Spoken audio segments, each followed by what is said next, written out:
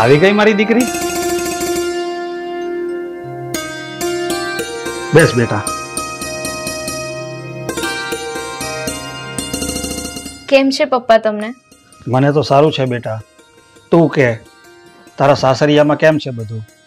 આ તારા સાસુ કોઈ કરિયાવરને લઈને લપ તો નથી કરતા ને? પપ્પા, દુનિયામાં કઈ સાસુ એવી છે કે જેની વહુ કરિયાવર લઈને ન આવી હોય ને એ વહુને હસતા મોઢે અપનાવી લે?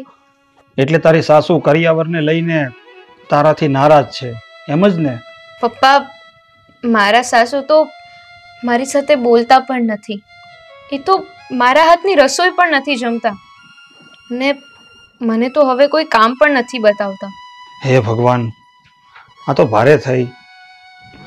બેટા, આમાં બધો મારો જ વાંક છે.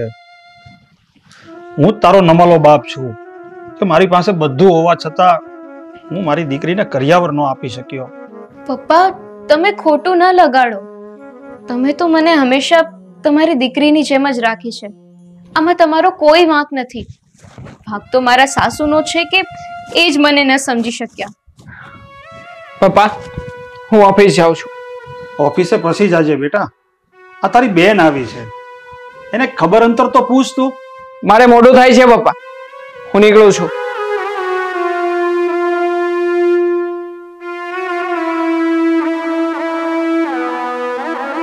કેટલો હરામી છે આ છોકરો. આ તને બોલાવી પણ નહીં. જવા દો ને પપ્પા, તમે આવી બધી વાતો મન પર શું કામ લો છો? નહીં બેટા, આને હું હવે આમ નહીં જવા દઉં. આને મારે પાઠ તો ભણાવવો જ પડશે. આના મનમાં જે અકડ છે ને એ અકડ તો મારે કાઢવી જ પડશે.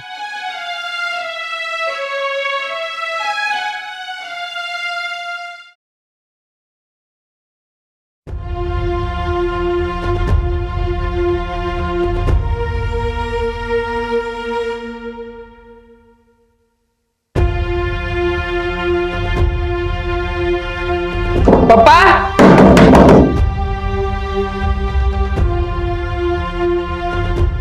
ઘરમાં તો તાળું માર્યું લાગે છે. ક્યાં ગયા છે પપ્પા તાળું મારીને? પપ્પા! હા, કોઈ દિવસ તાળું તો મારતા નથી. જી, કોણ છો ભાઈ તમે? હું એડવોકેટ સુધીર છું, તમને નોટિસ આપવા આવ્યો છું.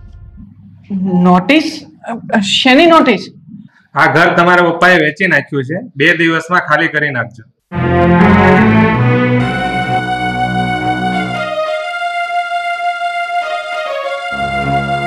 પપ્પાએ આ મકાન આમ અચાનક કેમ વેચી નાખ્યું? એને આવું કેમ કર્યું હશે? કદાચ મેં રીના જોડે અજુગતું વર્તન કર્યું છે ને, એટલે એમણે આવું કર્યું હશે. મારે અત્યારે જ રીના પાસે જવું પડશે. એને ખબર હશે કે પપ્પા ક્યાં ગયા છે. ચાલ જલ્દી.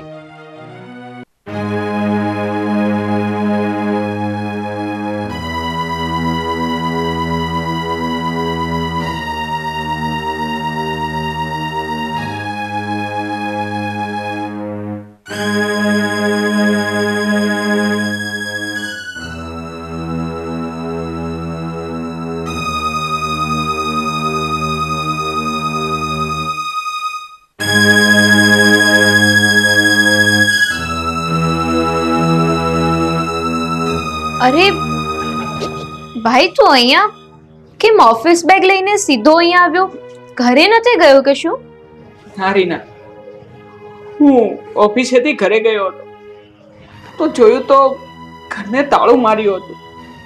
એવામાં જ એક વકીલ આવ્યા.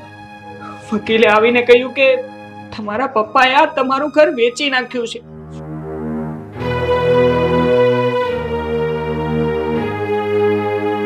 મારી બેન, મેં તારી સાથે બહુ અજુગતું વર્તન કર્યું છે, ઓરમાયું વર્તન કર્યું છે, અને એટલે જ કદાચ પપ્પા મારા પર ગુસ્સે થયા છે. મારી બેન, તને ખબર હશે ને કે પપ્પા ક્યાં ગયા હશે? તું એને ફોન કરીને બોલાવ ને બેન. મારે એમની માફી માંગવી છે, પ્લીઝ બેન.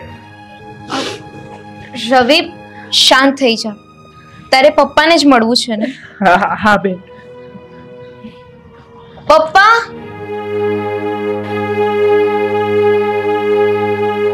પપ્પા તમે અહીંયા? હા, મેં મારું ઘર વેચી અને હું મારી દીકરીના ઘરે રહેવા આવતો રહ્યો છું. તું મને કહેતો હતો ને, મારું ઘર, મારું મકાન, મારી મિલકત. પણ દીકરા, એ બધી મિલકત મારી હતી અને હું જેને ઈચ્છું ને એ મારી મિલકત હું એને આપી શકું છું. અને એક વાત કાન ખોલીને સાંભળી લેજે, મેં મારી બધી મિલકત મારી દીકરી રીનાના નામે કરી દીધી છે. પપ્પા મારી ભૂલ થઈ ગઈ, મને માફ કરી દો. મેં રીનાની સાથે હંમેશા ઓરમાયું વર્તન જ કર્યું છે પપ્પા. એ ભલે મારી સગી બેન નથી, પણ આપણા ઘરમાં ઉછરીને મોટી તો થઈ છે ને. અને હું એને ક્યારેય મારી સગી બેન ન માની.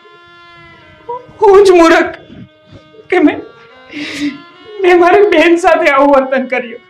ભાઈ, તે ભલે મને તારી બેન ન માની હોય, પણ મેં હંમેશા તને મારો ભાઈ જ માન્યો છે અને હજુ પણ માનું જ છું.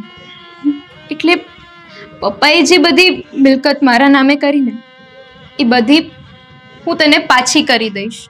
મને માફ કરી દેજે મારી બેન. હું તને સમજી ન શક્યો, હું તને ઓળખી ન શક્યો. તું મારી પારકી નહીં, પણ મારી સગી બેન છે. મને માફ કરી દેજે. રડીશ નહીં મારા ભાઈ, તું મારો ભાઈ છે અને હંમેશા રહીશ. રીના બેટા, બની શકે ને તો મને પણ માફ કરી દેજે. મેં પણ ઘણીવાર કરિયાવરને લઈને તારી સાથે ગમે તેવું વર્તન કર્યું છે, તને બહુ હેરાન કરી છે. મારે આવું નહોતું કરવું જોઈતું. મારે તારી પરિસ્થિતિ સમજવી જોઈતી હતી. બેટા, મને માફ કરી દેજે. મમ્મી, તમારે માફી ન માંગવાની હોય. અરે, તમે તો મારી માં સમાન છો અને તમારી ભૂલોને તો હું ભૂલો સમજતી જ નથી.